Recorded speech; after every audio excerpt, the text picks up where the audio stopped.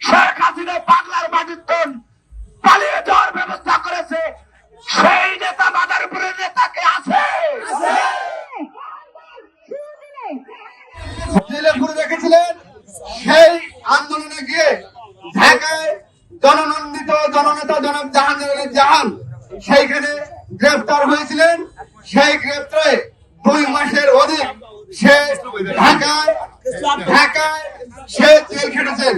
আপনারা আরো দেখেছেন সে তার জীবন যৌবন এই 46টি বছর সে এই দলের সাথে থেকে তার প্রত্যেকটি প্রোগ্রাম এই দলের সাথে থেকে করেছেন।